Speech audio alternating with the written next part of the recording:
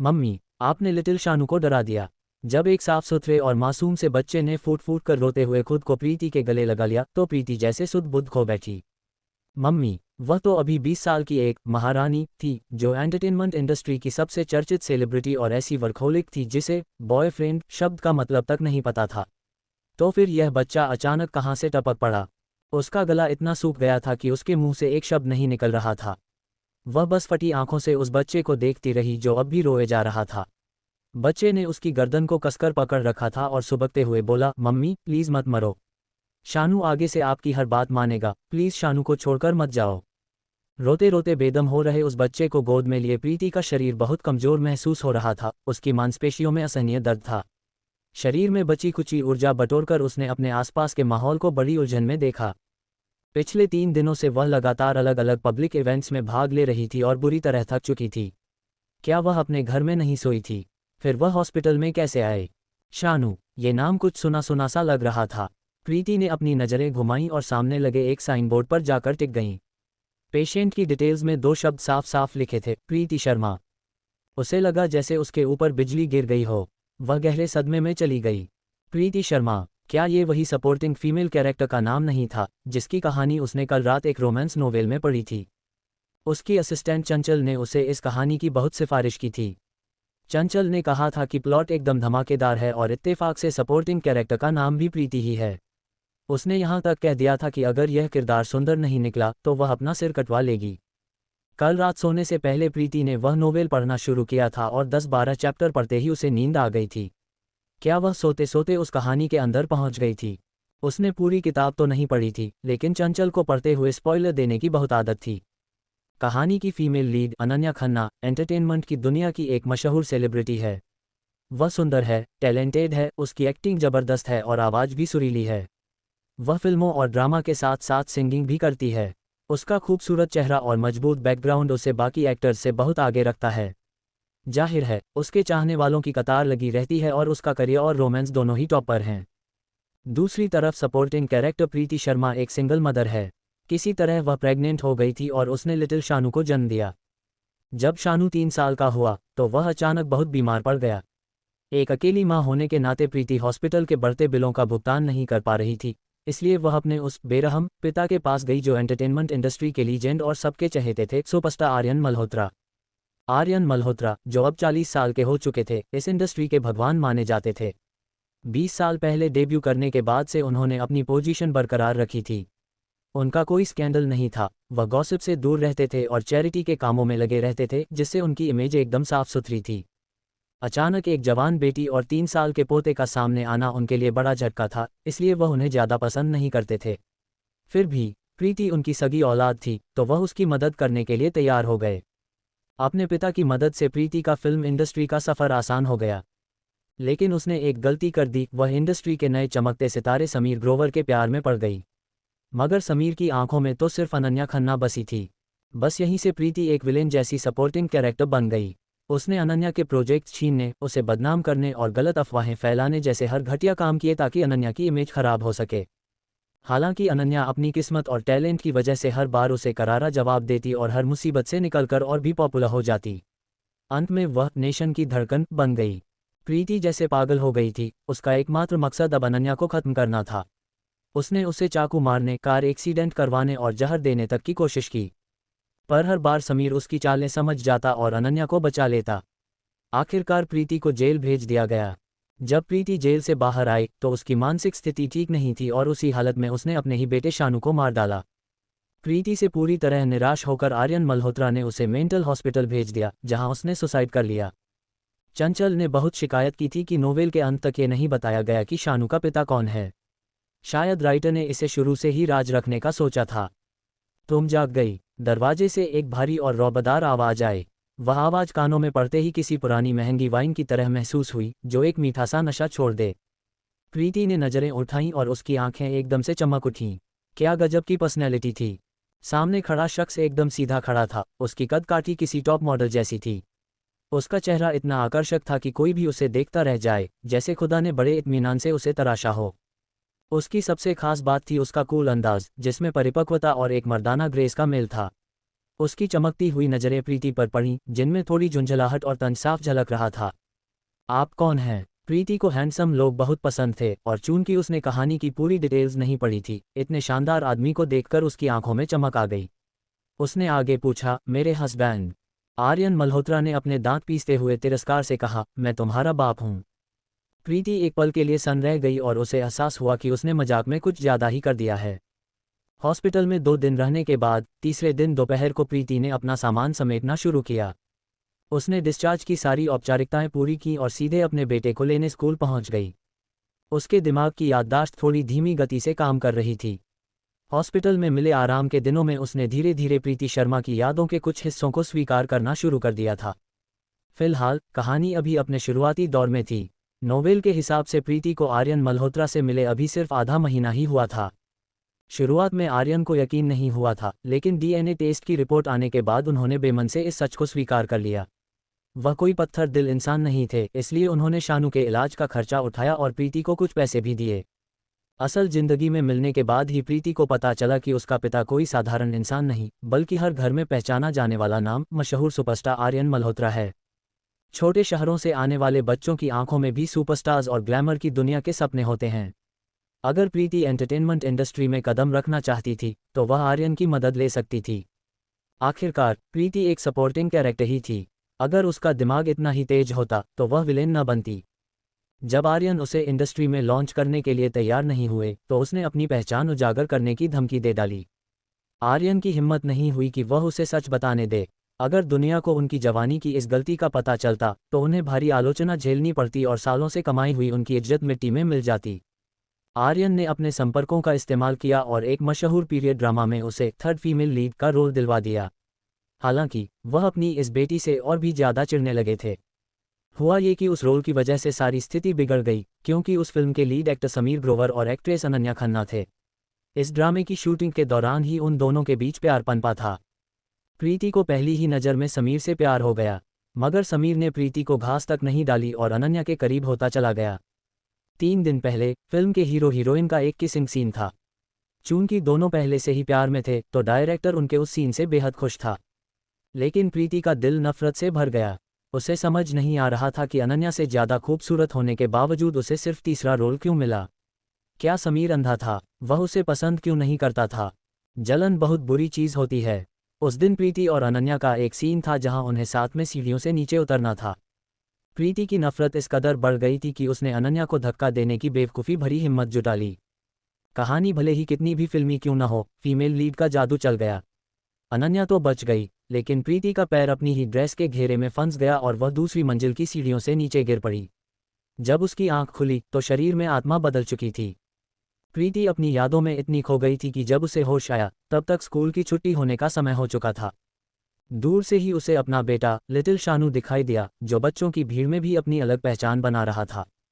उस छोटे बच्चे का चेहरा बहुत साफ और फीचर्स बहुत शार्प थे। उसे देखकर कोई भी कह सकता था कि बड़ा होकर वह बहुत हैंडसम बनेगा। शानू, आंटी तुम्हें घर छोड़ देंगी, मोमो की मम्मी ने उस छोटे बच्चे के सिर को लाड से सहलाते हुए कहा। उनका दिल उस बच्चे के लिए पसीज रहा था। ये बच्चा बड़ा ही बेचारा था। उन्होंने क्लास टीचर से सुना था कि इसकी माँ स्कूल में सिर्फ एक बार आई थी, वह भी एडमिशन के कागजात पूरे करने। उसके बाद से यह बच्चा हमेशा स्कूल अकेला ही आता जाता था, उसे कोई लेने नहीं आता था। उसके माता पिता वाकई बड़े जिद्दी और लापरवाह होंगे जो एक 3 साल के बच्चे को अकेले स्कूल भेज देते हैं। अगर उनका ऐसा प्यारा, समझदार और होशियार बेटा होता, तो वह उसे एक पल के लिए भी अकेला न छोड़ती। थैंक यू आंटी, पर कोई बात नहीं, मैं अकेला घर जा सकता हूँ, शानू ने बड़ी सहजता से जवाब दिया। जब उसकी नज़र आंटी के पास खड़ी उस छोटी बच्ची पर पड़ी जिसके चेहरे पर पट्टी बंधी थी, तो उसने अपनी आंखें झुका लीं। आंटी, दोपहर में मोमो का घुटना टकरा गया था और नील पड़ गया। मैं उसका ठीक से ख्याल नहीं रख पाया। आंटी जानती हैं। थैंक यू शानू, मोमो की मम्मी ने झुककर अपनी बेटी का घुटना देखा। चोट देखकर उनकी आंखों में आंसू आ गए। बचपन से ही मोमो के शरीर में हार्मोन्स की गड़बड़ी थी, जिसकी वजह से उसकी ग्रोथ बाकी बच्चों से धीमी थी। उसके शरीर का संतुलन भी ठीक नहीं था और वह अक्सर गिर जाती थी। स्कूल में दूसरे बच्चे उसके साथ खेलना पसंद नहीं करते थे। अपनी बेटी का उदास चेहरा देखकर उनका दिल रोज दुखता था। लेकिन हाल ही में उनकी बेटी काफ़ी खुश रहने लगी थी। क्लास में एक नए बच्चे के आने से वह बातें भी ज़्यादा करने लगी थी, जो उसका बेस्ट फ्रेंड था। जब प्रीति पास पहुंची तो बातें कर रहे शानू को उसकी मौजूदगी का एहसास हुआ। उसने अचानक अपना सिर घुमाया, उसकी चमकती आंखें फैल गईं और उसने मम्मी कहने के लिए मुंह खोला, पर शब्द निगल गया और पुकारा आंटी। जैसे ही बच्चे की आंखों की चमक कम हुई, प्रीति का दिल बैठ गया। उसने पास जाकर उसके सिर को सहलाया और पूछा, आज स्कूल में कोई शरारत तो नहीं की? जब से प्रीति ने फिल्म इंडस्ट्री में कदम रखा था, उसने अपने बेटे को बाहर माँ कहने से मना कर दिया था और उसे हिदायत दी थी कि वह उसे आंटी कहकर पुकारे। नहीं, लिटिल शानू के चेहरे पर मुस्कान और उत्साह साफ दिख रहा था, उसके दिल में जैसे खुशियां भर गईं। मम्मी सच में उसे स्कूल लेने आई थीं। आप शानू की आंटी हैं। मोमो की मम्मी ने अपने सामने खड़ी उस खूबसूरत लड़की को देखा, जिसका चेहरा किसी गुड़िया जैसा था और वह बमुश्किल 20 साल की लग रही थी। इसके मम्मी पापा कहाँ हैं? आप लोग इतने छोटे बच्चे को स्कूल अकेला कैसे भेज सकते हैं? अगर कोई बच्चा उठाने वाला उठा ले गया तो फिर पछताने से क्या होगा? प्रीति जानती थी कि ये बातें फिक्र में कही गई हैं। उसने सिर हिलाकर उनकी बात मानी और वादा किया कि आगे से ऐसा नहीं होगा। उसने कहा कि वह रोज शानू को लेने आएगी। थोड़ी बहुत बातचीत के बाद वे अपने अपने रास्तों पर निकल गए। मम्मी आंटी, शानू की जुबान फिसल गई। उसने अपना छोटा सा सिर झुका लिया, जैसे उसे मम्मी की डांट का इंतजार हो। वह धीरे से फुसफुसाया, शानू अकेला पैदल घर जा सकता है क्या आंटी? यहाँ कोई नहीं है, मैं तुम्हारी माँ हूँ। जब प्रीति ने अपने समझदार बच्चे को देखा तो उसका दिल पिघल गया और उसने उसके गुलाबी गाल पर एक प्यार भरा किस कर दिया। पुरानी प्रीति जब से एंटरटेनमेंट वर्ल्ड में करियर बनाना चाहती थी, वह शानू को अपनी सबसे बड़ी रुकावट मानने लगी थी। जैसे जैसे उसने बाहरी दुनिया की चमक धमक देखी, उसे अपना बेटा अपनी जिंदगी पर एक दाग जैसा लगने लगा। वह उसके प्रति ठंडी और रूखी होती चली गई। वह तो बस यही चाहती थी कि उसका बेटा कहीं गायब हो जाए ताकि उसके करियर के रास्ते का कांटा हट सके। मम्मी अचानक मिले उस किस्से शानू हैरान रह गया, पर वह अब भी सतर्क था। 3 साल के उस बच्चे ने दूसरों के हाव भाव पढ़ना और उनके मूड के हिसाब से व्यवहार करना सीख लिया था। उसने साफ महसूस किया था कि जब से मम्मी शहर में काम करने लगी थी, वह बहुत बिजी रहने लगी थी और उसे हिकारत की नज़र से देखती थी। पुरानी प्रीति को बच्चे बिल्कुल पसंद नहीं थे और वह उन्हें सिरदर्द मानती थी। पर जब से इस नई प्रीति ने शानू को देखा था, न जाने क्यों उसे उससे लगाव हो गया था। उसे जितना देखती उतना ही उसे गले लगाने और प्यार करने का मन करता। रास्ते में प्रीति ने एक सुपरमार्केट से उसके लिए मलाई वाली कैंडी भी खरीदी। शानू के नन्हे गोल चेहरे को हैरानी और खुशी से खिला हुआ देखकर प्रीति अपनी हंसी नहीं रोक पाए। प्रीति फिलहाल आर्यन मल्होत्रा के लग्जरी अपार्टमेंट में रह रही थी। यह एक हाई प्रोफाइल बिल्डिंग थी जहां सुरक्षा के कड़े इंतजाम थे। चूंकि आर्यन अपनी साफ सुथरी इमेज के लिए जाने जाते थे, इसलिए यहां मीडिया और पेपराजी का आना जाना नामुमकिन था। आमतौर पर पेपराजी यहां चक्कर नहीं काटते थे क्योंकि उन्हें पता था कि यहां उनका समय बर्बाद ही होगा। आर्यन को साफ सफाई का बहुत शौक था और वह प्रीति की शक्ल तक नहीं देखना चाहते थे। शुरू में उन्होंने उसके लिए अलग घर किराए पर लेने, यहाँ तक कि उसे घर खरीद कर देने की भी पेशकश की थी ताकि वह शानू को लेकर अलग रहे। पर प्रीति भी कम चालाक नहीं थी, वह वहां से हिलने को तैयार नहीं थी। आर्यन के घर पर नौकर नियमित रूप से सफाई करते थे और घर की जरूरतों का सामान लाते थे। प्रीति को खुद कुछ नहीं करना पड़ता था। अगर वह बाहर जाती तो उसे ये सारे खर्चे खुद उठाने पड़ते। हालांकि आर्यन ने प्रीति को वहां रहने की इजाज़त कुछ खास शर्तों पर दी थी और उन्होंने एक कॉन्ट्रैक्ट भी साइन किया था। 1. प्रीति की पहचान गुप्त रहेगी और वह किसी को भी उनके रिश्ते के बारे में नहीं बताएगी। 2. घर के बाहर वे एक दूसरे के लिए अजनबी होंगे। प्रीति उन्हें पिता नहीं कह सकती थी और शानू उन्हें नाना नहीं पुकार सकता था। 3. घर की किसी भी चीज़ को बिना वजह हाथ नहीं लगाया जाएगा और घर को हमेशा चकाचक रखना होगा। आर्यन ने नियम तो बना दिए थे, पर प्रीति उनका पालन करेगी, यह एक अलग ही बात थी। प्रीति बेझिझक आर्यन का body wash, shampoo, face wash और महंगे मेकअप प्रोडक्ट्स इस्तेमाल करती थी, यहाँ तक कि वह उनका कीमती परफ्यूम भी छिड़क लेती थी। प्राइवेसी की वजह से आर्यन ने पार्ट टाइम वर्कर रखे थे जो तय समय पर आकर सफाई करते और खाना बनाकर चले जाते थे। प्रीति रोज अपने गंदे कपड़े पूरे घर में फैला देती और घर के सामान की जगह तक बदल देती थी। आर्यन इस बात से इतने चिढ़ जाते थे कि उनका मन करता था कि इस माँ बेटे की जोड़ी को अभी घर से बाहर फेंक दें। घर पहुंचकर प्रीति ने अपना सामान रखा और किचन में खाना बनाने गई, पर उसे फ्रिज में सिर्फ अंडे, नूडल्स और कुछ सब्जियां ही मिलीं। मम्मी, शानू उसकी पूंछ बनकर पीछे पीछे घूम रहा था। जब से आप हॉस्पिटल में थे, नाना घर नहीं आए और खाना बनाने वाली आंटी भी 3 दिन से नहीं आई हैं। फिर तुमने क्या खाया? प्रीति की आंखों में गुस्सा और चिंता उमड़ आई। शानू को एग नूडल्स बनाना आता है, शानू ने मासूमियत से जवाब दिया। प्रीति ने शानू को गोद में उठाया और राशन खरीदने निकल पड़ी। वह पूरे रास्ते बड़बड़ाती रही, आर्यन मल्होत्रा कितने पत्थर दिल इंसान हैं। भले ही पुरानी प्रीति ने उन्हें नाराज किया हो, पर बच्चे का क्या कसूर। एक छोटे से बच्चे को अकेला छोड़ देना और उसे खाने तक का न पूछना सरासर जुल्म है। लिटिल शानू ने कुछ डरते हुए उसकी ओर देखा और धीरे से फुसफुसाया, मम्मी, नाना अच्छे इंसान हैं। उन्होंने मेरे इलाज के पैसे दिए, आपको पैसे दिए, काम दिलवाया और हमें रहने की जगह भी दी। प्रीति ने अपने बेटे की तरफ देखा और दांत पीसते हुए बोली, यह उनकी जिम्मेदारी है। शानू ने मन ही मन सोचा, मम्मी गुस्से में हैं। प्रीति ने राशन, रोजमर्रा की जरूरत का सामान, शैम्पू, बॉडी वॉश और वह मेकअप प्रोडक्ट्स खरीदे जो वह पहले इस्तेमाल किया करती थी। हालांकि पुरानी प्रीति बेशर्मी से आर्यन मल्होत्रा के सामान का इस्तेमाल करती थी, पर नई प्रीति को दूसरों की चीजें इस्तेमाल करने में हिचकिचाहट महसूस हो रही थी, खासकर तब जब वे प्रोडक्ट्स पुरुषों के लिए हों। इसके अलावा उसने खास तौर पर शानू के लिए बच्चों वाले प्रोडक्ट्स और पजामा खरीदा। उस पजामे पर छोटे मगरमच्छ छपे हुए थे, जिसे पहनकर वह बेहद प्यारा लग रहा था। इस शॉपिंग के बाद प्रीति को एहसास हुआ कि उसकी आर्थिक स्थिति कितनी खराब है और उसे समझ आया कि पुरानी प्रीति घर छोड़ने से क्यों मना कर रही थी। उसके बैंक अकाउंट में 500 रुपये से भी कम बचे थे। आर्यन ने उसे आधा महीना पहले खर्च के लिए 20,000 रुपये दिए थे, लेकिन पुरानी प्रीति ने बड़प्पन दिखाने के चक्कर में ज़्यादातर पैसे फिल्म क्रू के लोगों पर उड़ा दिए थे। वह रोज पूरी यूनिट को बबल टी, कोल्ड ड्रिंक्स और फल खिलाती थी, यहाँ तक कि बड़े ओहदे वाले लोगों के लिए गिफ्ट्स भी खरीदती थी, जिसकी वजह से उसकी अपनी ज़रूरतों के लिए पैसे खत्म हो गए थे। प्रीति ने खाना बनाना खत्म किया और डिशेज मेज पर सजा दी। शानू ने भी मेज लगाने में उसकी मदद की। तभी दरवाज़ा खुला और आर्यन मल्होत्रा अंदर आए। चेहरा मास्क और सनग्लासेस से ढका होने के बावजूद उनका रौब और ग्रेस छिपा नहीं रह पा रहा था। उन्होंने साफ सुथरे अपार्टमेंट और मेज पर रखे गर्मा गर्म खाने को देखा और थोड़े हैरान रह गए। क्या यह मतलबी लड़की बदल गई है? इसने वाकई घर की सफाई की और खाना बनाया। आप आ गए। शानू एक होशियार बच्चा था। वह फुर्ती से आर्यन के पास गया और खुशामद भरे अंदाज में उनकी चप्पलें लाकर दी और उनका बैग पकड़ने की कोशिश की। बैग काफ़ी भारी था और उस छोटे से बच्चे को उसे उठाने में बड़ी मशक्कत करनी पड़ रही थी। उसका छोटा सा शरीर भारी वजन की वजह से किसी पेंगुइन की तरह इधर उधर डगमगा रहा था। आर्यन ने अपनी भौहें सिकुड़ी और चिढ़ महसूस की। उन्हें अकेले रहने की आदत थी। अचानक इन दो तथाकथित रिश्तेदारों के आ जाने से वह काफ़ी असहज थे। वह आगे बढ़े, अपना बैग लिया और सीधे अपने कमरे में चले गए। शानू, डिनर का टाइम हो गया। प्रीति ने जानबूझकर अपनी आवाज़ ऊंची की, लेकिन उसके बेरहम पिता अपने कमरे में जाने के बाद बाहर नहीं आए। शानू उन्हें खुश करने की कोशिश में आर्यन के कमरे का दरवाज़ा खटखटाने पहुंचा। उसने अपनी नन्ही और सुरीली आवाज़ में पुकारा, खाना तैयार है। चूंकि उसे नाना कहना मना था, तो वह छोटा बच्चा समझ नहीं पा रहा था कि उन्हें क्या कहकर पुकारे।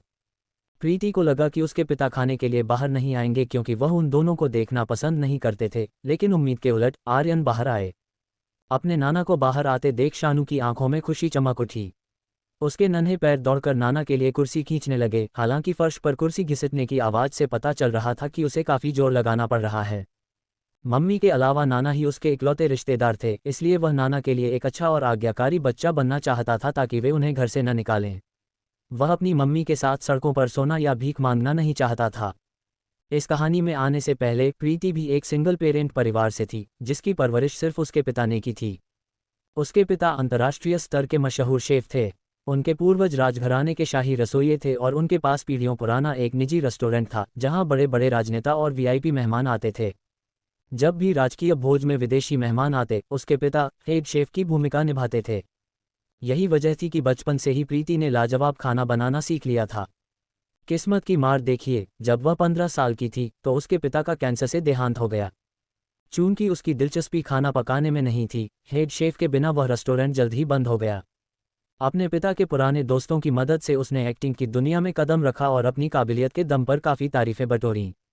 17 साल की उम्र में ही उसने बेस्ट एक्ट्रेस का खिताब जीत लिया था। उसके बाद उसका सफ़र बहुत शानदार रहा और वह कामयाबी के शिखर पर पहुंच गई। पर उसे क्या पता था कि एक रात नोवेल पढ़ते हुए उसे नींद आएगी और जब आंख खुलेगी तो वह इस कहानी की प्रीति शर्मा बन चुकी होगी। ये पहली बार था जब आर्यन मल्होत्रा ने प्रीति के हाथ का बना खाना चखा था। उन्हें उम्मीद नहीं थी कि उनकी लालची और मतलबी लगने वाली बेटी के पास इतना बेहतरीन हुनर होगा। आर्यन खुद को खाने का शौकीन मानते थे और इन सालों में उन्होंने दुनिया भर के बेहतरीन पकवान चखे थे। फिर भी घर के इन सादे पकवानों ने उनकी भूख जगा दी थी। मसालेदार भिंडी में भले ही कोई तामझाम नहीं था, फिर भी उसे देखकर मुंह में पानी आ रहा था। जब उन्होंने मलाईदार दाल मखनी का एक चम्मच चखा तो वह किसी मखमली पुडिंग की तरह जुबान पर पिघल गई। स्वाद इतना लाजवाब था कि हाथ रुकने का नाम ही नहीं ले रहा था। लाल सुर्ख कश्मीरी रोगन जोश की रंगत और उसकी हल्की खुशबू इतनी दिलकश थी कि वह बिल्कुल भी भारी नहीं लग रहा था। आर्यन सिर्फ उसकी ग्रेवी के साथ ही एक और कटोरी चावल खा सकते थे। वहीं भरवां करेले का स्वाद ऐसा था कि कड़वाहट का नामोनिशान नहीं था। मसालों का रस उसके अंदर तक बस गया था और उसका कुरकुरापन बरकरार था, जिसे खाकर कोई भी तारीफ किए बिना नहीं रह सकता था। मेज पर रखी दाल अब आधी ही बची थी। प्रीति ने वह कटोरा आर्यन के सामने से उठाया और खास तौर पर शानू के आगे रख दिया। उसने आर्यन की तरफ देखा और कहा, यह शानू का हिस्सा है। आर्यन ने अपना थूक निगला और बड़ी मुश्किल से उस लजीज खाने से नजरें हटाईं। आखिर वह एक बच्चे के मुंह का निवाला तो नहीं छीन सकते थे। खाने के दौरान चारों तरफ सन्नाटा था, बस बर्तनों और चम्मचों के टकराने की आवाजें आ रही थीं।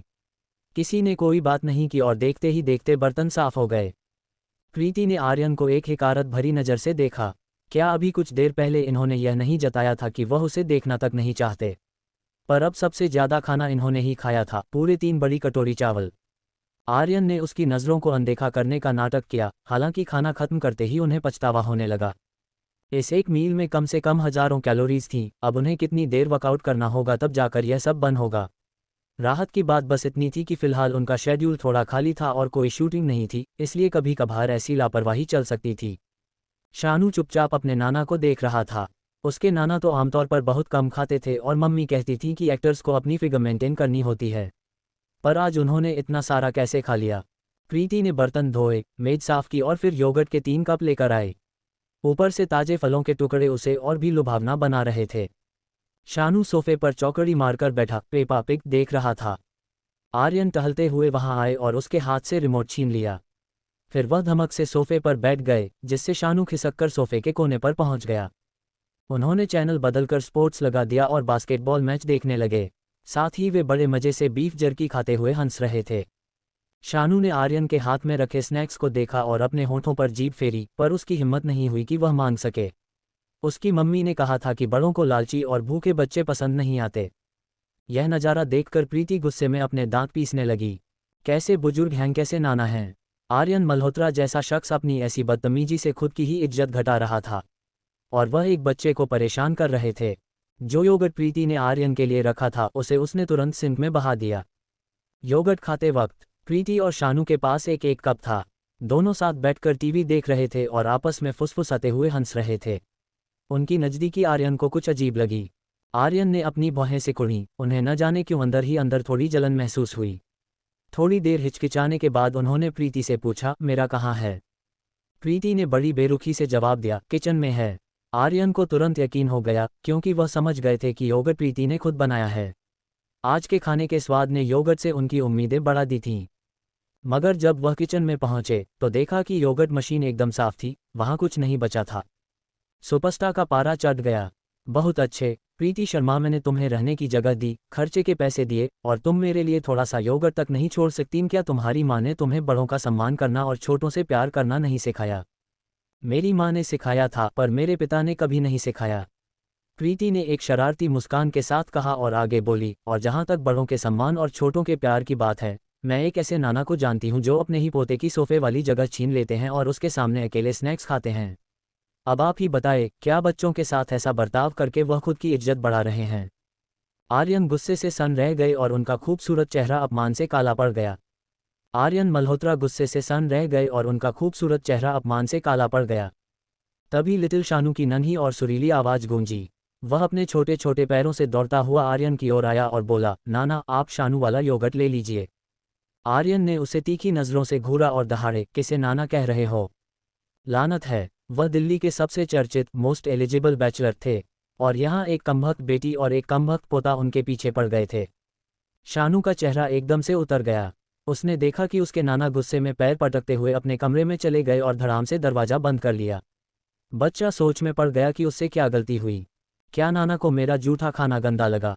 प्रीति ने हाथ हिलाकर अपने बेटे को पास बुलाया और रिमोट थामते हुए मुस्कुराकर कहा, इधर आओ, हम पेपा पिग देखेंगे। बच्चों का मन किसी बात पर ज्यादा देर तक नहीं अटकता। पेपा पिग के कुछ एपिसोड्स देखने के बाद शानू लगभग भूल ही गया था कि नाना गुस्से में थे। प्रीति के एक्सीडेंट की वजह से उसे 1 हफ्ते की मेडिकल लीव मिल गई थी। इस दौरान उसने घर की सफाई की, खाना बनाया, शानू को स्कूल छोड़ने और लेने गई, और साथ ही अपनी स्क्रिप्ट को समझने की कोशिश की। स्क्रिप्ट का पहला हिस्सा दिल्ली में शूट होना था, जबकि दूसरा हिस्सा शहर से बाहर एक बड़े फिल्म स्टूडियो में शूट किया जाना था। हालांकि तब तक प्रीति का रोल खत्म हो चुका होता, क्योंकि वह फिल्म में सिर्फ 20 एपिसोड के लिए ही थी। अगली सुबह जब प्रीति को काम पर वापस लौटना था, ब्रेकफास्ट के बाद आर्यन ने उसे सख्त नज़रों से देखा और चेतावनी दी, शूटिंग पर अपना काम ढंग से करना और कोई टेढ़ी मेढ़ी चाल मत चलना। अगर मुझे पता चला कि तुम वहाँ किसी गलत काम में फंसी हो या मेरी नाक कटवा रही हो, तो आगे से किसी काम की उम्मीद मत रखना। आर्यन ने उसके गिरने के बारे में सुना था। प्रीति की अनन्या खन्ना के साथ बिल्कुल नहीं बनती थी और वह उसे परेशान करना चाहती थी, पर उसकी चाल उसी पर भारी पड़ गई और उसने खुद का ही नुकसान कर लिया। उन्होंने सोचा कि आखिर उन्होंने ऐसी बिना दिमाग वाली लड़की को जन्म ही क्यों दिया। प्रीति उनकी आंखों में साफ तौर पर नफरत देख सकती थी, पर उसने गुस्सा नहीं किया और हंसते हुए बोली, अगर मैं अच्छा काम करूंगी तो क्या मुझे कोई इनाम मिलेगा? समीर ग्रोवर तुम्हारी पहुंच से बाहर है। क्या तुम्हें पता भी है कि उसका चाचा कौन है? इंडस्ट्री के पुराने खिलाड़ी होने के नाते आर्यन नए लोगों की नीयत अच्छी तरह समझते थे। वह दूसरों की परवाह भले न करें, पर अपनी इस बेटी को तो संभाल ही सकते थे। कौन? प्रीति समीर के चाचा को अच्छी तरह जानती थी। चंचल का सबसे पसंदीदा सपोर्टिंग कैरेक्टर हीरो का वही चाचा था, जो अपने खूंखार और बेरहम स्वभाव के लिए मशहूर था। लोग उसे रुद्र प्रताप सिंह के नाम से जानते थे और उसका खौफ यमराज जैसा था। माना जाता था कि वह दिखने में भयानक और स्वभाव से विकृत है। वह छोटी छोटी बातों पर रंजिश पालने वाला और बहुत ही क्रूर तरीके से बदला लेने वाला इंसान था। साथ ही वह शारीरिक रूप से अक्षम था और सबसे बड़ी बात यह कि किताब में उस किरदार की 2 साल के अंदर मौत होने वाली थी। वह ऊपर से शरीफ और अंदर से बड़ा पाखंडी है। रुद्र का नाम आते ही आर्यन ने गुस्से में अपने दांत पीसे और प्रीति को दोबारा चेतावनी दी, अगर तुम समीर के चक्कर में पड़ी तो मैं तुम्हारी टांगें तोड़ दूंगा। चिंता मत कीजिए, मैं कसम खाती हूं कि मैं समीर ग्रोवर के आसपास भी नहीं फटकूंगी। जवाब देने के बाद प्रीति ने मन ही मन सोचा, मैं तो खुद उससे दूर भागने का मौका ढूंढ रही हूं। एक विलेन के रोल में होने के नाते वह हीरो हीरोइन से उलझने की हिम्मत बिल्कुल नहीं करेगी जिनके सिर पर किस्मत का हाथ है। अगर तुम्हारा काम अच्छा रहा तो तुम्हें कुछ अच्छे प्रोजेक्ट्स जरूर दिलवा दूंगा। पिछले एक हफ्ते से आर्यन ने महसूस किया था कि प्रीति का व्यवहार काफी सुधर गया है, पर उन्हें शक था कि कहीं ये घर से निकाले जाने के डर से किया गया नाटक तो नहीं। आर्यन से आश्वासन मिलने के बाद प्रीति खुश हो गई और अपने बेटे को लेकर बाहर निकली। असिस्टेंट और ड्राइवर दोनों को आर्यन ने नया नया ही काम पर रखा था। शायद पिछले हफ्ते के उसके अच्छे बर्ताव की वजह से उन्हें लगा कि उसे थोड़ी बेहतर सुविधाएं देनी चाहिए। पुरानी प्रीति को तो ऐसी सुख सुविधाएं कभी नहीं मिली थीं। उसे शूटिंग पर जाने के लिए खुद टैक्सी बुक करनी पड़ती थी और वह हमेशा लोगों से छिपती फिरती थी कि कहीं कोई उसे देख न ले। शानू, मम्मी काम पर जा रही है, इसलिए मैं रात को तुम्हें लेने नहीं आ पाऊंगी। तुम्हारी जगह अजय अंकल आएंगे, उनका चेहरा ठीक से देख लो। प्रीति ने भारी मन से शानू को अजय की पहचान करवाए। अजय अब खास तौर पर उसका ड्राइवर और असिस्टेंट था, जबकि उसकी दूसरी असिस्टेंट अभी तक नहीं आई थी। अजय ने बताया कि दूसरी असिस्टेंट अभी कॉलेज से पास आउट हुई है और वह सीधे शूटिंग सेट पर ही प्रीति से मिलेगी। पिछले कुछ दिन लिटिल शानू ने अपनी मम्मी के साथ बिताए थे, इसलिए आज रात उन्हें न देख पाने का ख्याल उसे थोड़ा उदास कर रहा था। फिर भी उसने बड़ी समझदारी से अपना सिर हिलाया और बोला, मम्मी आप काम पर जाओ, मैं अच्छे से पढ़ाई करूंगा, टीचर्स की बात मानूंगा और दोस्तों के साथ प्यार से रहूंगा। आप चिंता मत करना। प्रीति ने उसे एक बड़ा सा किस किया और तब तक देखती रही जब तक वह छोटा बच्चा स्कूल के अंदर नहीं चला गया। शानू ने हाथ हिलाकर उसे बाय किया और फिर बिना पीछे मुड़े अंदर चला गया। अंदर ही अंदर एक भावुक मां की तरह रोते हुए प्रीति ने सोचा, बच्चा पालना और पालतू जानवर पालना एक जैसा ही है, ये ऐसे बिना पीछे मुड़े कैसे जा सकता है। प्रीति कार में बैठ गई। तभी शानू चुपके से स्कूल की फिसलपट्टी के पीछे से दौड़कर बाहर आया। जैसे ही उसने कार को जाते देखा, उसकी आंखों में आंसू आ गए और उसने अपना नन्हा हाथ हवा में बड़ी जोर जोर से हिलाकर उसे विदा किया। जब प्रीति शूटिंग सेट पर पहुंची तो फिल्म यूनिट के लोगों की प्रतिक्रियाएं अलग अलग थीं। अब किसी के चेहरे पर उसके लिए कोई गर्मजोशी नहीं थी। उसे नमस्ते कहना तो दूर, लोग उसके बगल से गुजरते हुए उसके बारे में कानाफूसी कर रहे थे। उसकी करतूत की खबर पूरे सेट पर जंगल की आग की तरह फैल चुकी थी। उस विलेन जैसी औरत की दूसरों को चोट पहुंचाने की चाल उसी पर उल्टी पड़ गई थी और उसने खुद का ही नुकसान कर लिया था। लोगों का मानना था कि वह इसी के लायक थी। जब डायरेक्टर विनायक जोशी ने उसे देखा तो उनकी आंखों में साफ नफरत चमक उठी।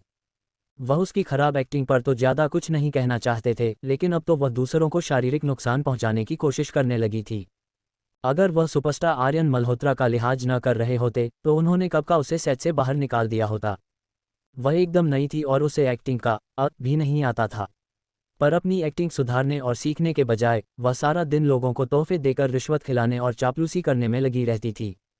वाकई वह एक मूर्ख और छोटी सोच वाली लड़की थी।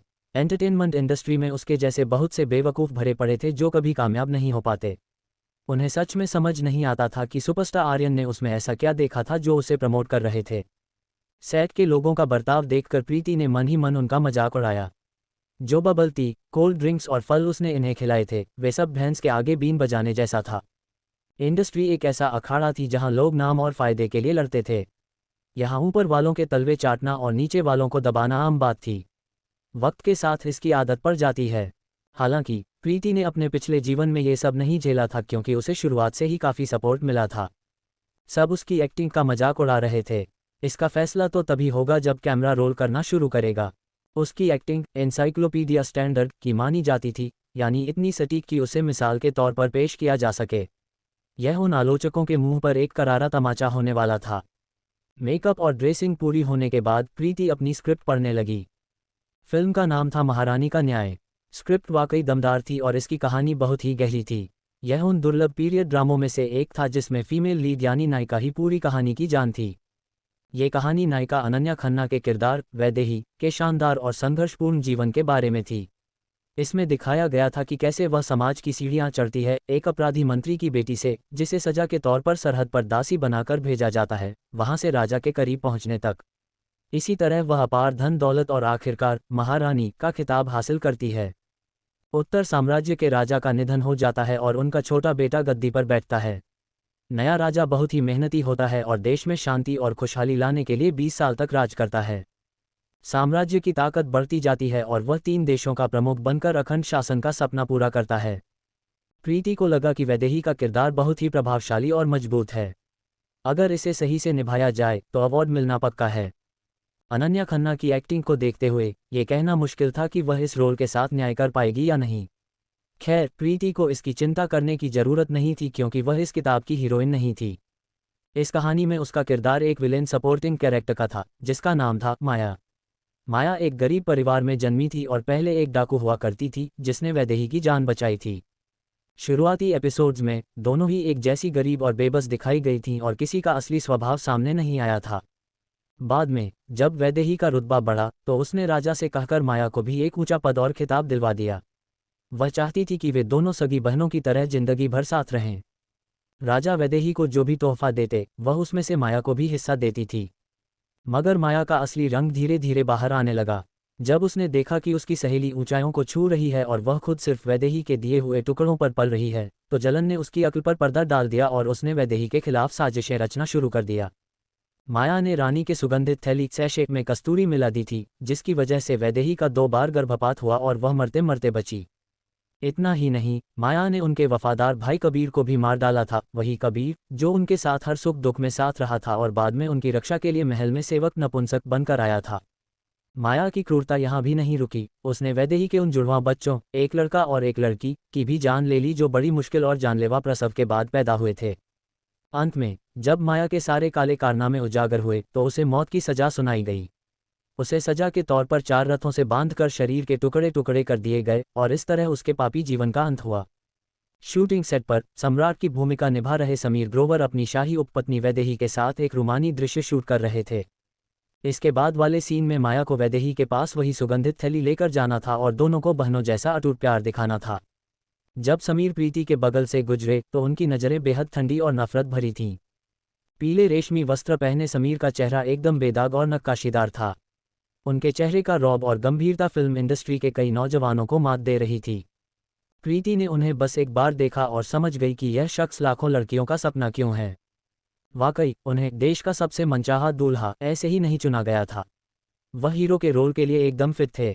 प्रीति, जब तक मैं यहाँ हूँ अनन्या को चोट पहुँचाने के बारे में सोचना भी मत।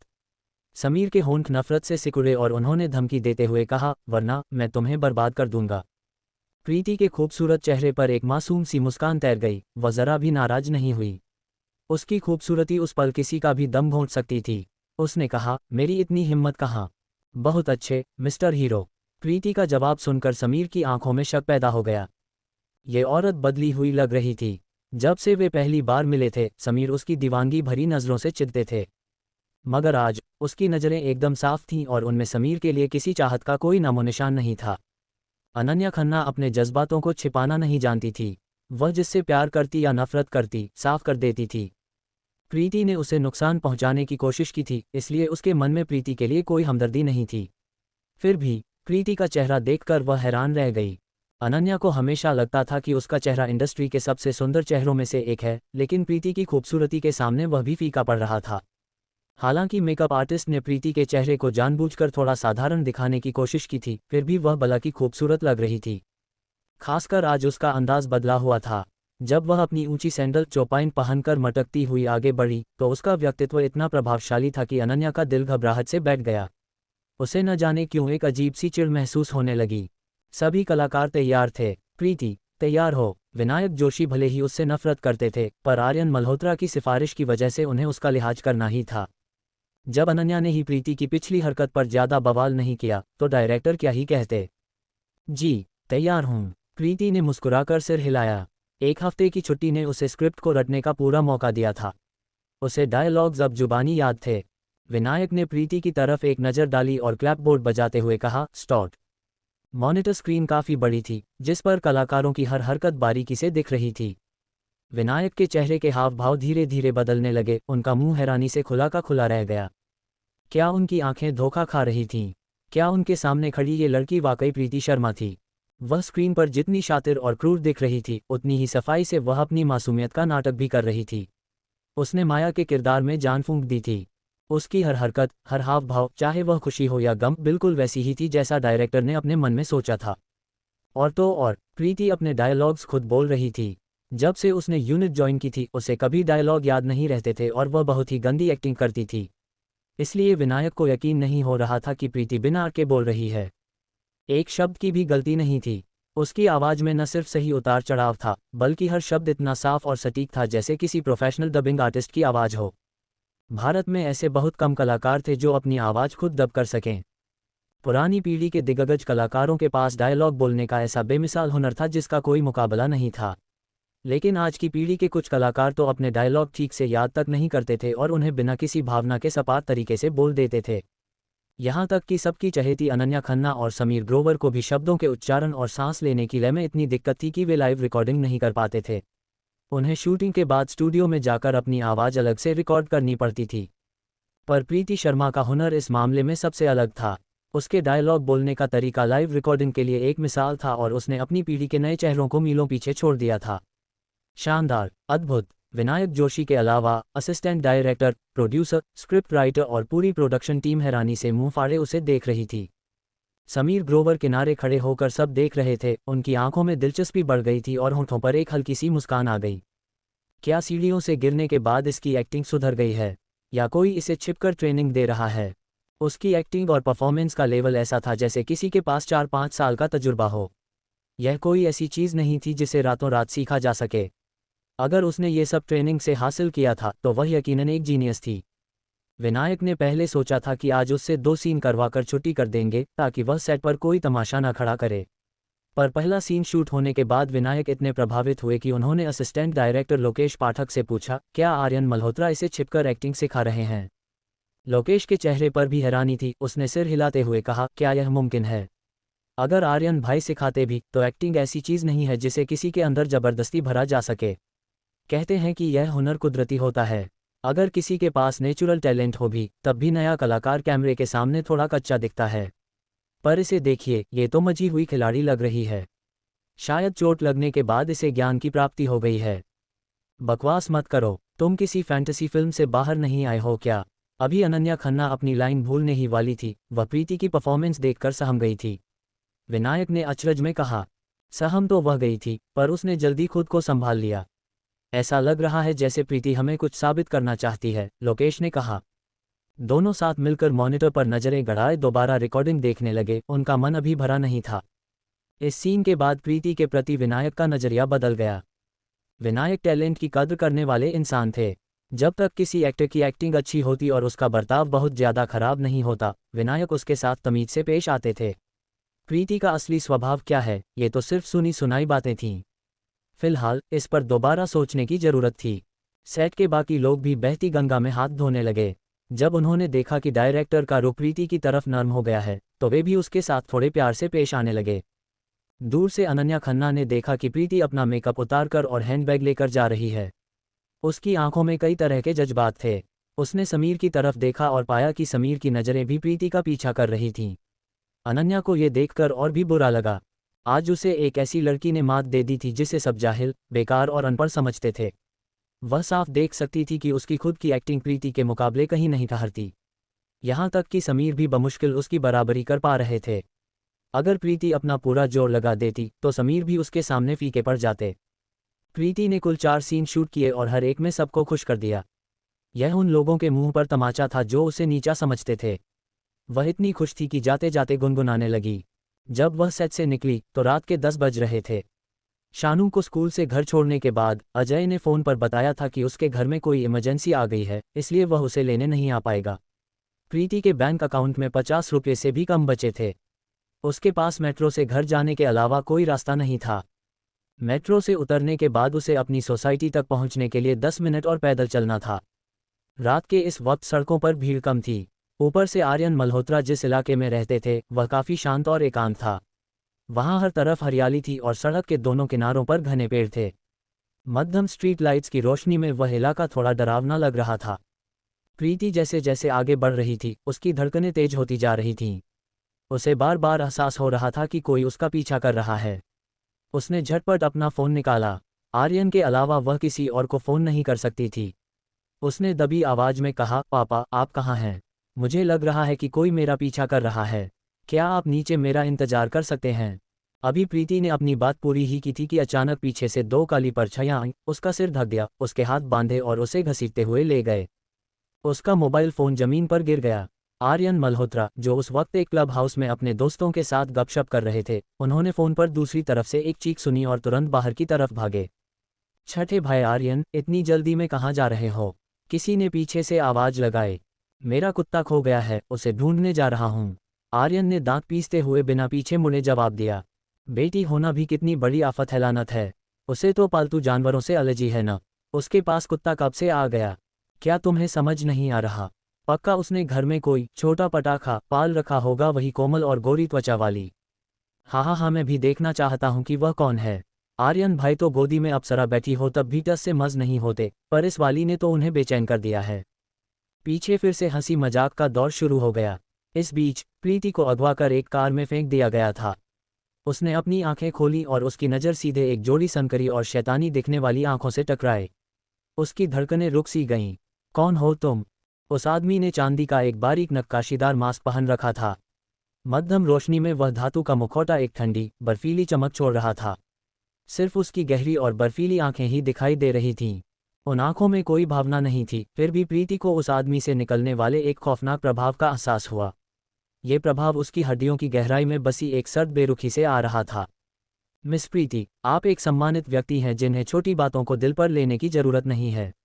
उसकी आवाज़ सपाट और भावनाहीन थी, जो किसी ब्लेड जैसे पतले होंठों से निकली थी। उसने प्रीति की ओर एक फाइल फेंकी। प्रीति ने गौर किया कि उस आदमी के नाखून करीने से कटे हुए थे, उसकी उंगलियां गोरी, लंबी और सुडौल थीं और उसकी त्वचा में संगमरमर जैसी पीली चमक थी। उसके हाथ वाकई बहुत खूबसूरत थे। फाइल के अंदर एक कॉन्ट्रैक्ट था। उसे पढ़कर प्रीति दंग रह गई।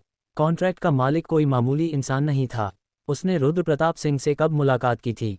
उसे ऐसा कुछ भी याद नहीं आ रहा था। अचानक उसने यकीन न होने वाले अंदाज में ऊपर देखा। तुम रुद्र प्रताप सिंह हो? क्या ये वही बदसूरत, संकरी सोच वाला, अपाहिज और नामर्द विलेन सपोर्टिंग कैरेक्टर था जिसका किताब में जिक्र था? बदसूरत? पक्का उसने अपनी बदसूरती छिपाने के लिए ही मास्क पहन रखा होगा। वह उसके विकृत या बुरे स्वभाव को महसूस नहीं कर पा रही थी। उसे बस इतना लग रहा था कि वह बहुत ही कटा और दुनिया से बेखबर रहने वाला इंसान है। प्रीति की आंखों में भावनाओं का ज्वार उमड़ने लगा। उस आदमी की तरफ देखते हुए, जिसके पास जीने के लिए सिर्फ 2 साल बचे थे, उसे उसके लिए एक अजीब सी सहानुभूति महसूस होने लगी। वह अपाहिज था, कमजोर था और अपनों का धोखा खाया हुआ था। जाहिर है, उसका स्वभाव तो चिड़चिड़ा होना ही था। खूं खूं, रुद्र प्रताप सिंह को खांसी का एक दौरा पड़ा जो उसके सीने की गहराई से उठ रहा था। कुछ देर बाद वह रुका।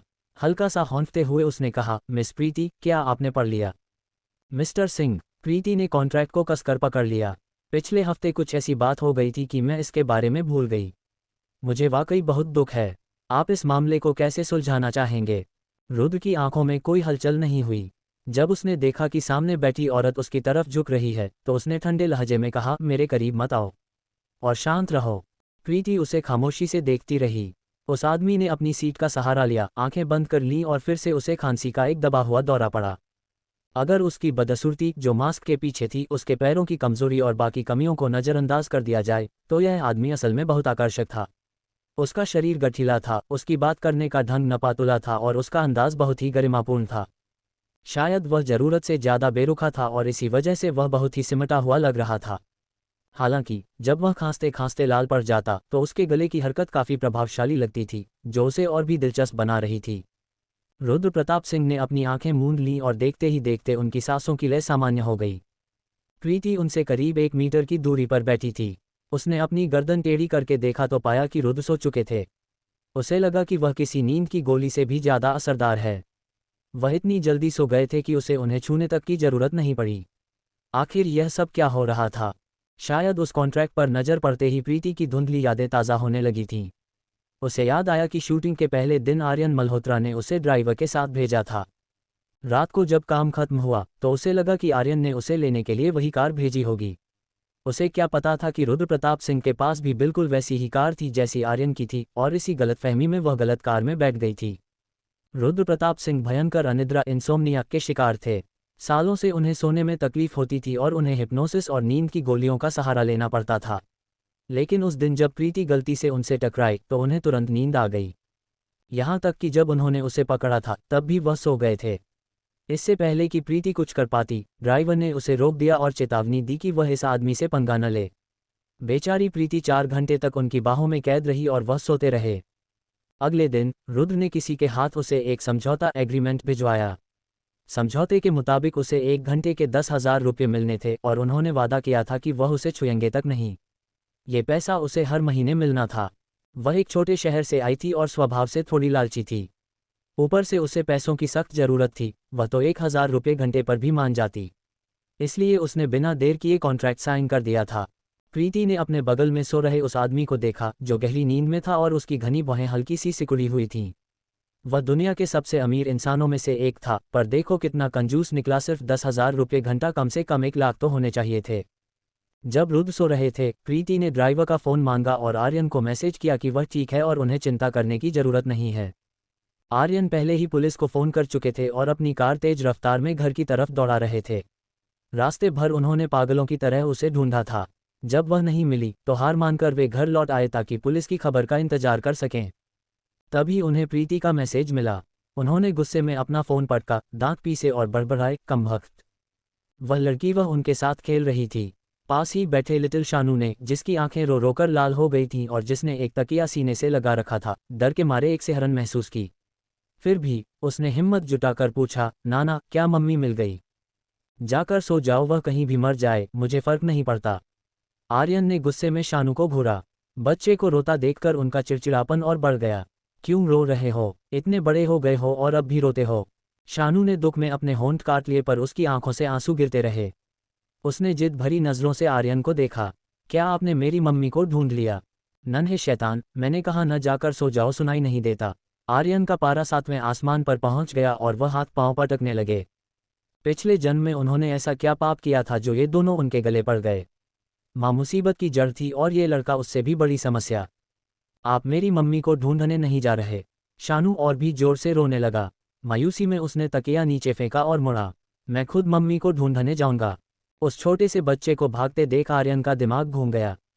उन्होंने उसकी तरफ इशारा करते हुए चिल्लाया, जाओ दफा हो जाओ, तुम सब जाओ और कभी वापस मत आना।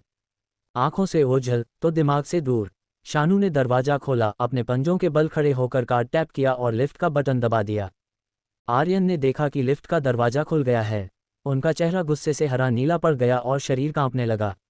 उन्होंने फुर्ती से लपक कर शानू को पकड़ा और उसे बेडरूम में ले जाकर पटक दिया।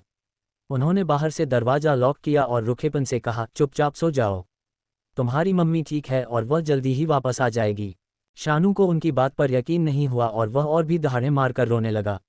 वह दरवाजे को पूरी ताकत से पीट रहा था और अपने नाना से मिन्नतें कर रहा था कि दरवाजा खोल दे ताकि वह अपनी मम्मी को ढूंढ सके। इतना समझाने के बाद भी शानू का रोना बंद नहीं हुआ। गुस्से में आग बबूला होकर आर्यन वहां से पैर पटकते हुए चले गए। ये माँ बेटे पक्का उन्हें पागल करके ही दम लेंगे। जब प्रीति घर वापस आए तो लिविंग रूम में कोई नहीं था। हालांकि उसे शानू के कमरे से सिसकियों की आवाज़ सुनाई दे रही थी। उसने घबराकर दरवाज़ा खटखटाया और कहा, शानू, मम्मी वापस आ गई है, दरवाज़ा खोलो। इतनी रात तक वह सोया क्यों नहीं था और वह रो क्यों रहा था? अंदर से शानू के रोने की एक और तेज आवाज़ आई। उसका गला बैठ चुका था। उसने अंदर से जोर जोर से दरवाज़ा पीटा। उसने चिल्लाने की कोशिश की पर आवाज़ नहीं निकल रही थी। मम्मी। प्रीति ने चाबी ढूंढी और दरवाज़ा खोला। जैसे ही उसने उस नन्हे बच्चे की सूजी हुई आंखें देखीं, उसके दिल में जैसे किसी ने खंजर भोंक दिया हो। वह बच्चा बोल तक नहीं पा रहा था।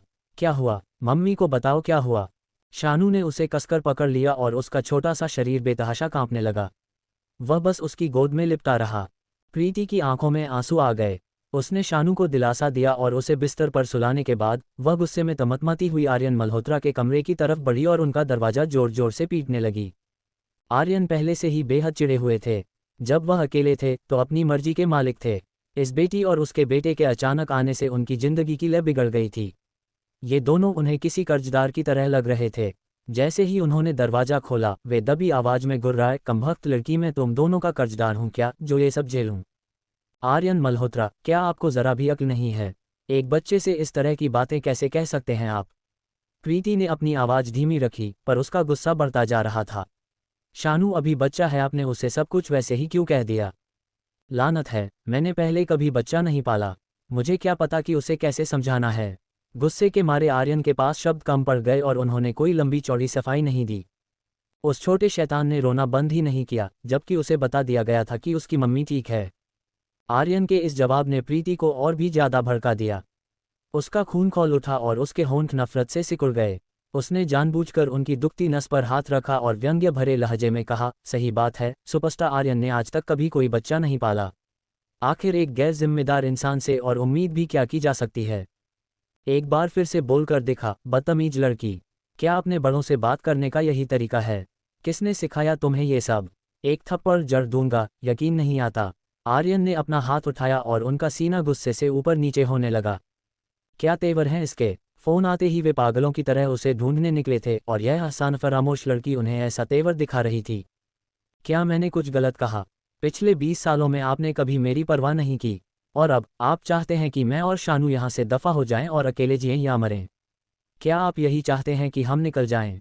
हाँ, निकल जाओ। मैं चाहता हूँ कि तुम दोनों अभी के अभी यहाँ से दफ़ा हो जाओ। आपके कहने से मैं क्यों जाऊँ? मैं नहीं जाऊँगी। यह आपके पापों का फल है आर्यन मल्होत्रा। पापों का फल? क्या मैंने तुम्हें खाना पीना, पैसा और काम नहीं दिया? थोड़ी तो शर्म करो। मैं तुम्हें ढूंढने के लिए मारा मारा फिर रहा था। मुझे लगा था तुम शुक्रिया कहोगी, पर तुम तो। इस बहस ने दोनों के चेहरों को गुस्से से लाल कर दिया था। हर शब्द पिछले वाले से ज्यादा कड़वा और घातक था, जैसे दोनों ही एक दूसरे पर आखिरी वार करना चाहते हों।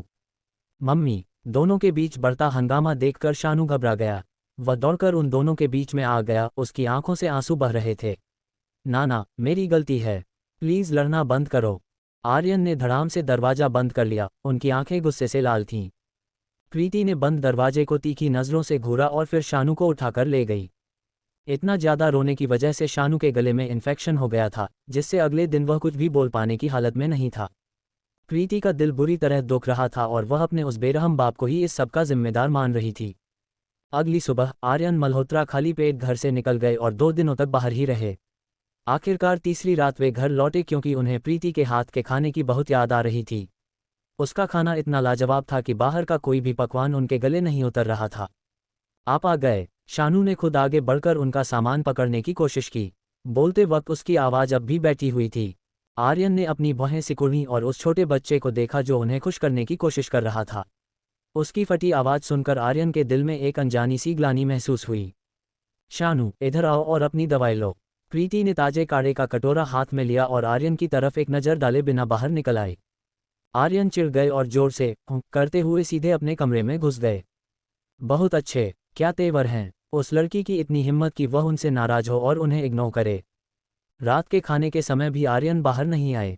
शानू ने प्रीति की तरफ देखा और बुझे मन से बोला, मम्मी, क्या तुम भूल गए कि उस दिन उन्होंने तुम्हारे साथ कैसा बर्ताव किया था? प्रीति ने कमरे के दरवाजे की तरफ एक नज़र डाली। ठीक है, उनकी मर्जी। उन्हें भूखा मरना है तो मरने दो। इतना कहने के बावजूद उसने बर्तन में थोड़ा खाना गर्म करके रख दिया। आर्यन को भले ही खुद की इज्जत का ख्याल न हो, पर वह इतनी घटिया नहीं हो सकती थी।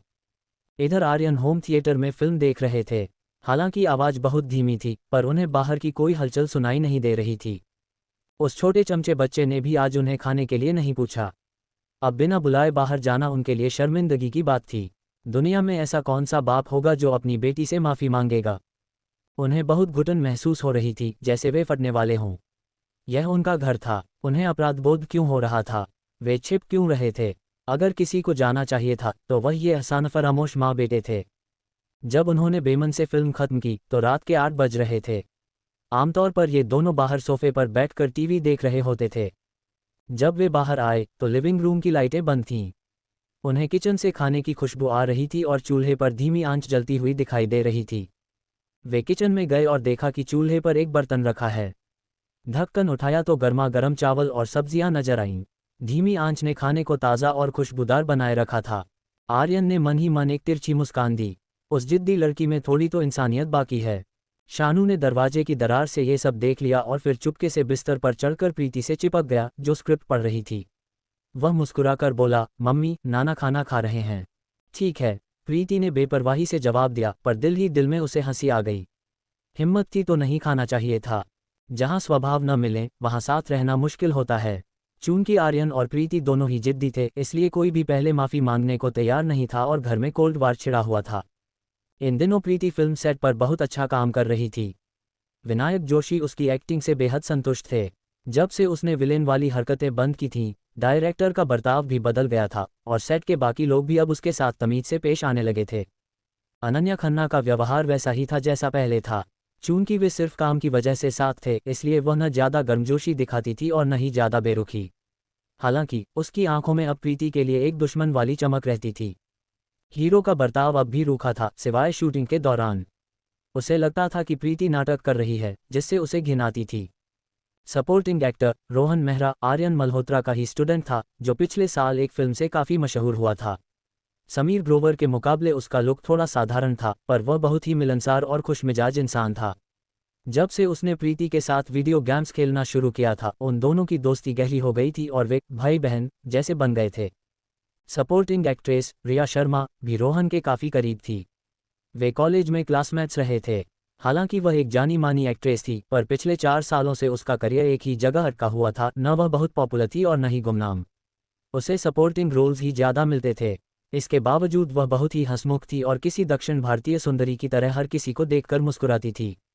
जब प्रीति शूटिंग सेट पर पहुंची, रिया उसे खींचकर एक कोने में ले गई और धीरे से फुसफुसाते हुए बोली, प्रीति, क्या तुमने आज की ब्रेकिंग न्यूज़ देखी? तुम्हारा? प्रीति ने रिया को बड़ी हैरानी से देखा। वह भी बिल्कुल नई थी और उसे अब तक कोई खास पहचान नहीं मिली थी। ये ड्रामा उसका पहला शो था और उसने केवल प्रचार के लिए हुए फोटोशूट के दौरान अपना चेहरा दिखाया था और अपनी मेकअप वाली फ़ोटो भेजी थी।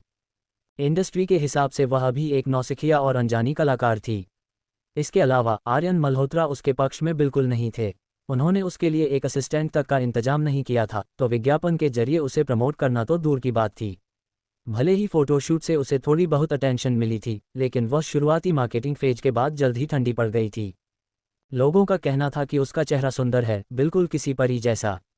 उसका लुक और फिगर दूसरी हीरोइनों को टक्कर दे सकता था, लेकिन उसमें फीमेल लीड और दूसरी सपोर्टिंग एक्ट्रेस जैसी शालीनता और ग्रेस नहीं था। उनकी तुलना में वह फीमेल लीड के सामने एकदम फीकी लग रही थी और उसकी परफॉर्मेंस का स्तर इतना गिरा हुआ माना जा रहा था कि जैसे वह जमीन के नीचे धंस रही हो। ज़्यादातर चर्चाएं उसके बैकग्राउंड, उसके पीछे किसी रईस आदमी के हाथ और उसे यह रोल मिलने के तरीके पर थीं। आखिर एक नई लड़की को इतने बड़े ड्रामे में थर्ड फीमेल सपोर्टिंग रोल कैसे मिल गया? समीर ग्रोवर और अनन्या खन्ना जैसे बड़े सितारों के बीच उसे जगह मिलने पर हर कोई सवाल उठा रहा था। लेकिन कुछ दिनों बाद ये गॉसिप शांत हो गया था। अब अचानक ब्रेकिंग न्यूज में अपना नाम देखकर वह चौंक गई। एक नज़र देखते ही उसे समझ आ गया कि यह वीडियो आधा महीना पुराना है, जब उसने अपनी विलेन वाली चाल के चलते सीढ़ियों से लुढ़कने का कारनामा किया था। क्लिप में साफ दिख रहा था कि उसने अनन्या खन्ना को धक्का देने के लिए हाथ बढ़ाया, पर अनन्या बच गई और वह खुद ही सीढ़ियों से नीचे गिर गई। सवाल, कौन है ये प्रीति शर्मा? इतनी हिम्मत कहाँ से आए? एक मनोवैज्ञानिक के वीडियो विश्लेषण के अनुसार यह नई एक्ट्रेस स्वभाव से ही क्रूर है। इसका असली चेहरा सबके सामने आ गया है। प्रीति शर्मा कौन है? सिर्फ पब्लिसिटी पाने के लिए ऐसी हरकत करने वाली एक सस्ती एक्ट्रेस से बाहर निकालो। हत्या की कोशिश, खूनी प्रीति शर्मा, बाहर आकर जवाब दो। प्रीति शर्मा। वीडियो बिल्कुल साफ था और एक्सपर्ट का विश्लेषण भी लॉजिकल लग रहा था। इसमें दावा किया गया था कि प्रीति ने दूसरों को नुकसान पहुंचाने की कोशिश की, पर उसकी चाल उसी पर भारी पड़ गई। वह एक शातिर और बुरे इरादों वाली एक्ट्रेस थी। संक्षेप में, वह इसी के लायक थी। कमेंट सेक्शन तो और भी ज़्यादा मज़ेदार था, जहां हर तरह की तीखी प्रतिक्रियाएं मिल रही थीं। ज़्यादातर अनन्या खन्ना के फैंस थे जो उसके सोशल मीडिया हैंडल वेबुक पर उसे बुरी तरह ट्रोल कर रहे थे। इसके इरादे बहुत गंदे हैं। इस दुनिया में कोई इतना बुरा कैसे हो सकता है। मैं दुआ करता हूं कि यह जल्दी ही दुनिया से विदा हो जाए। लाइक्स जोड़ 10,086। ये सिर्फ अटेंशन पाने के लिए कर रही है ना? इस दुनिया में हर तरह के नमूने मिलते हैं। इसने वाकई मेरा ज्ञान बढ़ा दिया है। खुद को चोट पहुंचाकर मशहूर होने वाली पहली बेवकूफ़। ऊपर वाले भाई, हम दोनों की सोच एक जैसी है। मुझे भी लगता है कि इस फ्लॉप एक्ट्रेस ने खुद ही यह वीडियो लीक किया है। पॉपुलर होने के लिए ये सच में पागल हो गई है। आजकल लोग अच्छे या बुरे किसी भी कारण से मशहूर होना चाहते हैं। बस चर्चा में रहना चाहिए।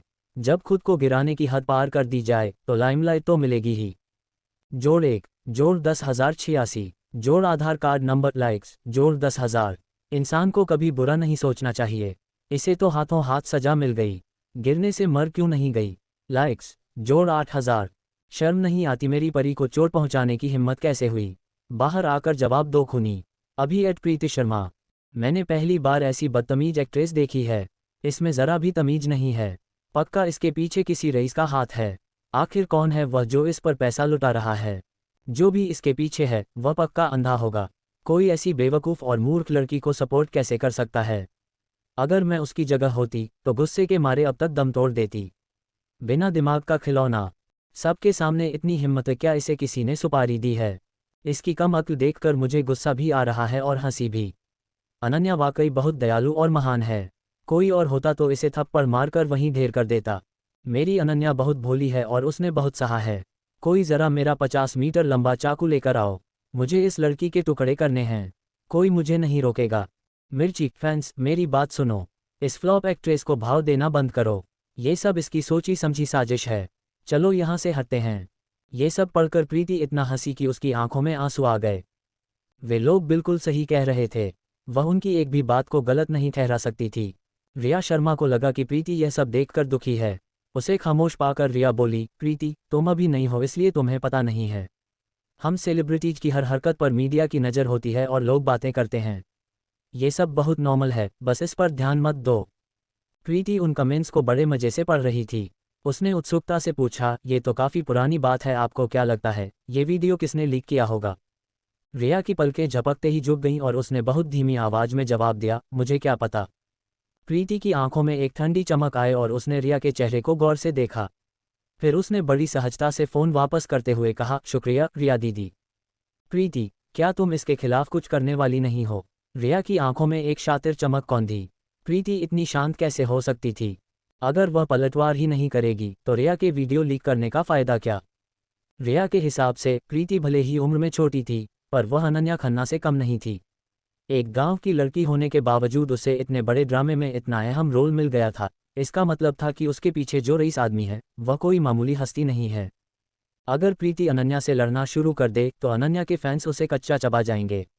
अच्छा होता अगर वह इस बदनामी से टूटकर इंडस्ट्री ही छोड़ देती तो रिया उसकी जगह के मजे ले पाती। प्रीति ने जब से 16 साल की उम्र में इस दुनिया में कदम रखा था, उसकी कामयाबी सिर्फ दूसरों की मदद के भरोसे नहीं थी। अगर वह बिना दिमाग की होती तो लोग उसे कब का निगल गए होते। पूरी यूनिट में रिया शर्मा सबसे मासूम और प्यारी दिखती थी, पर असल में वह सबसे ज़्यादा जोड़ तोड़ करने वाली इंसान थी। प्रीति जानती थी कि वह 13 साल की उम्र से ही अपनी खूबसूरती का सौदा करके पैसे कमाने वाली इन्फ्लुएंसर रही थी।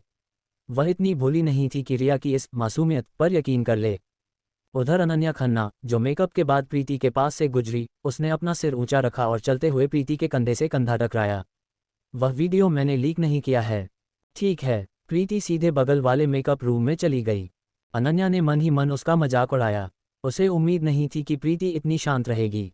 भले ही वीडियो उसने लीक नहीं किया था, पर वह फैंस को उस पर हमला करने से रोकने वाली भी नहीं थी। आखिरकार प्रीति को अपनी करनी का फल तो भुगतना ही था।